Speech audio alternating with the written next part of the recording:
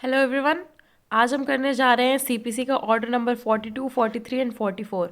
मैंने आपको इससे पहले बताया था कि ये सारे कनेक्टेड कैसे हैं। सी अपील्स में क्या आता है? डिक्री में ओरिजिनल डिक्री यानी कि ऑर्डर नंबर 41 जो कि बहुत बड़ा है। डिक्री में original decree and appellate decree. Then आता है ऑर्डर नंबर ऑर्डर्स। फिर इसके बाद क्या आता है? Appeals from orders. देन आता है indigent persons. Appeals from indigent person, क्योंकि अपील जो है वो मनी कॉस्ट करती है, तो अगर गरीब इंसान है तो क्या वो अपील नहीं कर पाएगा। तो उसके राइट के लिए अपील्स फ्रॉम इंडिजेंट पर्सन किया है। देन आता है appeals to the Supreme Court. ये आता है ऑर्डर नंबर 45 पे। ये लास्ट है। सुप्रीम कोर्ट क्या है? हाईएस्ट है, तो इसको लास्ट में मेंशन भी किया है। तो अब हम करने जा रहे हैं ऑर्डर नंबर 44।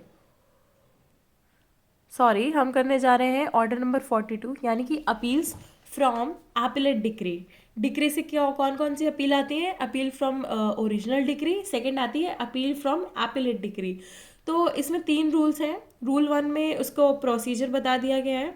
इसको सिंपली देखते जाओ बिकॉज इसमें कुछ इंट्रिकसीज है नहीं। रूल 1 में आता है प्रोसीजर। रूल 2 में आता है अपील ऑन क्वेश्चंस। अपील को किसके ऊपर रखा गया है? क्वेश्चंस के ऊपर। Appeal on questions formulated by court, यानी कि कोर्ट जो क्वेश्चन फॉर्मुलेट करेगा उसी पे अपील होगी। फिर उसके बाद आता है rule 14 of order number 41। Rule 14 of order number 41 हमने कर रखा है। उसमें क्या आता है? पब्लिकेशन प्लस नोटिस होगा, सर्विस ऑफ नोटिस होगी। किस चीज़ की? कि अपील हो रही है किस पे? ऑपोजिट पार्टी पे। सी प्रोसीजर इसमें बता देंगे, अभी आगे हम डिस्कस करेंगे। देन इस पर क्या है? अपील्स ऑन क्वेश्चन होने चाहिए, उस पर अपील होगी। क्योंकि अगर कोई क्वेरी नहीं होगी तो उस पर आप अपील कर नहीं सकते हो। कोई क्वेश्चन अराइज होना चाहिए, अदरवाइज तो वो जो अगर कोई क्वेश्चन अराइज नहीं हो रहा है तो जो डिसीजन है वो फाइनल होना चाहिए, वो फाइनल हो जाएगा। वरना उसका पर्पस फुलफिल नहीं होगा, उस प्रोसीडिंग का, उस ट्रायल का, जो कुछ भी है। देन आता है रूल 14 ऑफ ऑर्डर 41। ये हमने कर लिया, अब हम इसको आगे डिटेल में करेंगे। So appeals from appellate decree, इसमें प्रोसीजर है। The rules of order 41 shall apply so far as may be to appeals from appellate decree.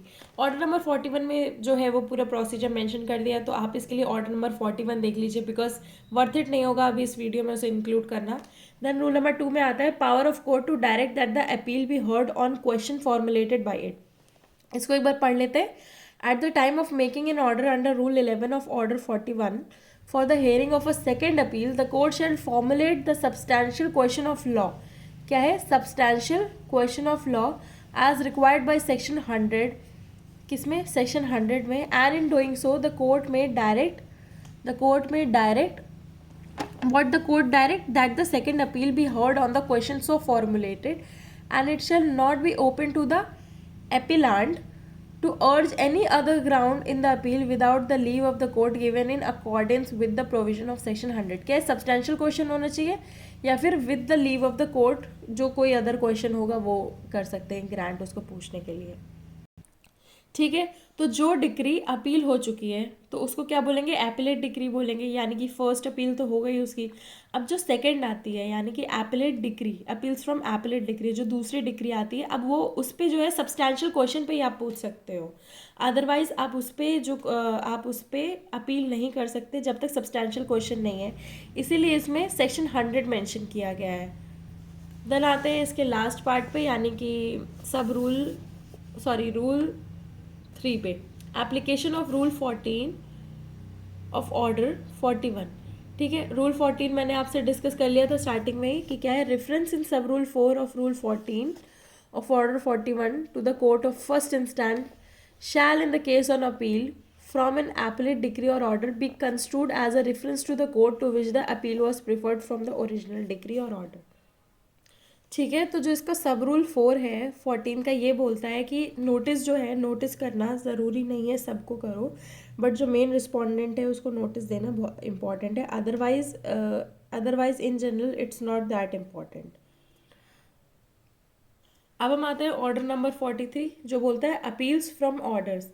इसमें रूल नंबर 1 पे अपील्स है, रूल नंबर 2 पे प्रोसीजर है। 42 पे जो ऑर्डर नंबर 42 था उस पर प्रोसीजर पहले ही था।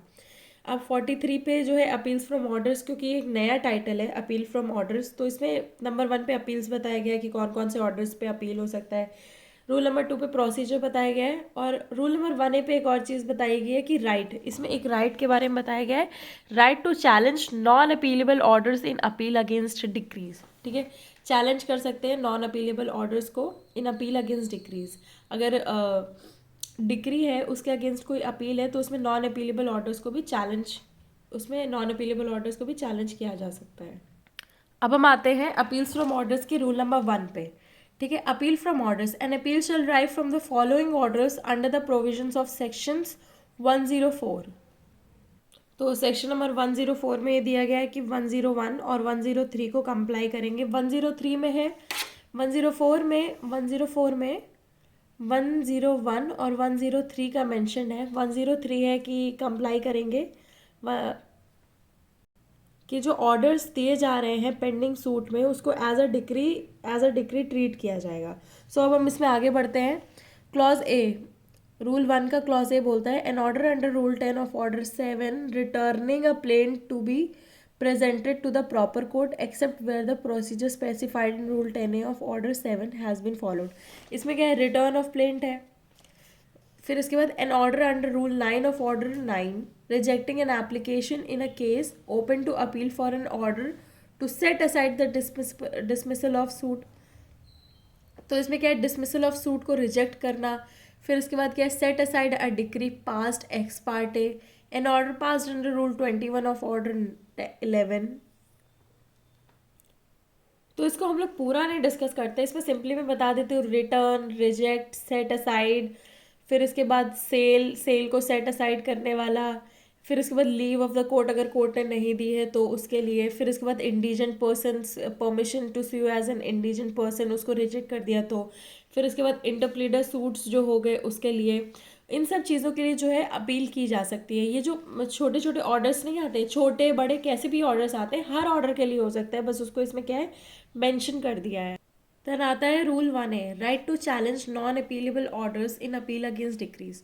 Where any order is made under this code against a party, कोई भी ऑर्डर इस कोड में एक पार्टी के अगेंस्ट किया गया है, and thereupon any judgment is pronounced against such party and a decree is drawn up.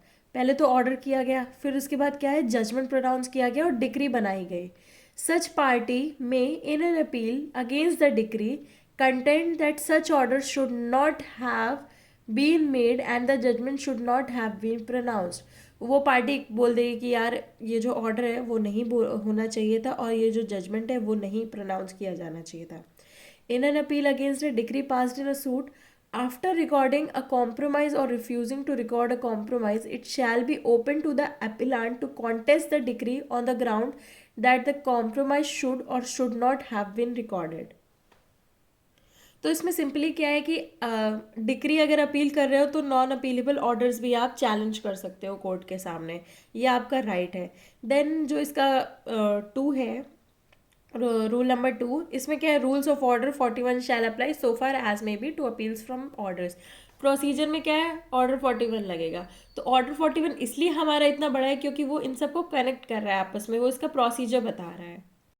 अब हम आते हैं ऑर्डर नंबर 44 के ट्रिक्स पे। ऑर्डर नंबर 44 का जो रूल 1 है, रूल 1 में obviously appeals by indigent person है, तो who will be an indigent person, ये सबसे पहला क्वेश्चन है, इसलिए मैंने इस पर क्वेश्चन मार्क लगा दिया। ये गरीब फटे हुए कपड़े, इससे रिजेंबल किया है। रूल नंबर 1 क्या है, appeals by indigent person, who is an indigent person. Then rule number 2 है कि टाइम फ्रेम से रिलेटेड है, grant of time for payment of court fee. ये क्या है, टाइम दिया जा रहा है कि किस लिए, ताकि कोर्ट फी को आप पे कर सको। देन जो रूल 3 है वो है inquiry as to whether he the applicant is an indigent person और नॉट। ये जो है दो लोग बैठ करके क्या कर रहे हैं, इंक्वायरी कर रहे हैं, जो थाने में नहीं होती एक तरह से, उससे रिप्रेजेंट किया है। तो फर्स्ट क्या है, इंडिजेंट पर्सन है कि नहीं है। दूसरा है उसको टाइम मिलेगा किस लिए, पैसे देने के लिए। देन तीसरा है इंक्वायरी करना, किस चीज़ के लिए, कि यार ये एप्लीकेंट जो है वो इंडिजेंट पर्सन है कि नहीं है। सो ऑर्डर नंबर 44 का जो लिटरेचर है, appeals by indigent person, rule 1, who में appeal as an indigent person. कौन अपील कर सकता है एज एन इंडिजेंट पर्सन, उसमें है कि any person entitled to prefer an appeal who is unable to pay the fee required for the memorandum of appeal may present an application, या उसके पास मेमोरेंडम ऑफ अपील फाइल करने के पैसे नहीं है तो वो प्रेजेंट कर सकता है। may present an application accompanied by a memorandum of appeal and may be allowed to appeal as an indigent person subject in all matters including the presentation of such application to the provisions relating to suits by indigent persons insofar as those provisions are applicable. ठीक है, तो suits by indigent person हमने पढ़ा था order number 30, order number किस पे 33 पे. ठीक है, सूट्स बाय इंडिजेंट पर्सन है, तो ये उससे रिलेटेड है कि any person entitled to prefer an appeal. ठीक है, जो एंटाइटल्ड है, जो अपील कर सकता है, पर enable to pay the fee required for the memorandum of appeal में प्रेजेंट एन एप्लीकेशन. तो वो क्या करेगा, एप्लीकेशन करेगा किस चीज़ की, कि यार वो हाँ कि that person is an indigent person plus memorandum of appeal, ये जो है ये प्रेजेंट करेगा. And may be allowed to appeal as an indigent person. ठीक है, may be allowed to appeal as an indigent person subject in all matters. ठीक है, subject in all matters including the presentation of such application to the provisions relating to suits by indigent person. अब उसके जो provisions हैं उसमें वो provisions क्या लगेंगे, सूट्स बाय इंडिजेंट पर्सनस, किसकी, ऑर्डर 33 की. ठीक है, सूट्स बाय इंडिजेंट पर्सन, तो इसके प्रोविजंस लगेंगे उससे, और किसी चीज़ के प्रोविजन नहीं लगेंगे, ये सब्जेक्ट टू दीज प्रोविजंस लगेंगे. फिर इसके बाद क्या है, रूल नंबर 2 है grant of time for payment of court फी. अब इसमें इसको एक क्या है, टाइम फ्रेम के बारे में बात की गई है. किस चीज़ के टाइम फ्रेम में हम देखेंगे क्या है, where an application is rejected under rule 1. अगर एप्लीकेशन रिजेक्ट हो जाती है रूल 1 में, द कोर्ट में while rejecting the application allow the applicant to pay the requisite court fee within such time as may be fixed by the court or extend by it from time to time, and upon such payment the memorandum of appeal in respect of which such fee is payable shall have the same force and effect as if such fee had been paid in the first instance. ठीक है, मान लो court पे गया, उसने application दी और memorandum of appeal भी दी, but application reject हो गई, पर मेमोरेंडम ऑफ अपील इस तरह से एक्सेप्ट होगी कि बाद में तुम फीस दोगे, पर उसको माना जाएगा कि वो पहले एक्सेप्ट हो गई है. ठीक है, इसके उसमें ज़्यादा नहीं जाते हैं, टाइम पीरियड दे दिया जाएगा, कोर्ट अपने डिस्क्रिप्शन पे देगा. देन रूल नंबर 3 पे आते हैं, inquiry as to whether applicant is an indigent person और not. Where an application referred to in Rule 1 was allowed to sue or appeal as an indigent person in the court from whose decree the appeal is preferred, no further inquiry in respect of the question whether or not he is an indigent person shall be necessary if the applicant has made an affidavit. क्या है, उसको affidavit बनाना पड़ेगा stating that he has not cease to be an indigent person. हम लोग affidavit नहीं बनवाते हैं छोटी छोटी चीज़ों के लिए, तो वही एक affidavit to cease to be an indigent person since the date of the decree appealed from. ठीक है, but if the government pleader or the respondent disputes the truth. अगर देखो नॉर्मली क्या है, एफिडेविट से सेटिस्फाई हो जाएगा, बट अगर डिस्प्यूट होता है, the truth of the same made in such affidavit, an inquiry into the question aforesaid shall be held by the appellate court or under the orders of the appellate court by an officer of the court. Dispute होगा तो क्या होगा, inquiry होगी. ठीक है, किसके द्वारा होगी, एपेलेट कोर्ट करेगा और an officer of the appellate court. ठीक है, नॉर्मली तो नो फर्दर इंक्वायरी होगी इन जनरल. सेकेंड जो क्लॉज है वो है, where the applicant refer to in rule 11 is alleged to have become an indigent person since the date of the decree appealed from, the inquiry into the question whether or not he is an indigent person shall be made by the appellate court or under the orders of the appellate court by an officer of that court unless the appellate court considered it necessary in the circumstances of the case that the inquiry should be held by the court from whose decision the appeal is preferred. See, जो inquiry है वो सिर्फ तब की जाएगी जब necessary होगी क्या होगी, इंक्वायरी, वरना नहीं की जाएगी. ठीक है, तो अभी इसके साथ हमारा जो ऑर्डर नंबर 42 है, 43 है, 44 है वो ख़त्म होता है. अगर आपको ये अच्छे लग रहे हैं लेक्चर्स तो please like share and comment नहीं भी करो तो चलेगा, बट कोई इश्यूज़ हैं या कोई भी प्रॉब्लम है तो आप प्लीज़ कमेंट करो. और उसके नीचे मैं जो इस चीज़ से रिलेटेड है, यानी कि इसके MCQs अगर हैं MCQs तो, और इससे रिलेटेड एक और चीज़ यानी कि इसके लेक्चर्स, इसके डिफाइंड लेक्चर्स, और भी ज़्यादा डीप लेक्चर्स, ताकि आप लोग इसको लिख सको. आंसर राइटिंग से रिलेटेड कोई भी चीज़ है, इन सब के लिंक्स जो है मैं इसके डिस्क्रिप्शन पे डाल दूँगी। So thank you and have a nice day.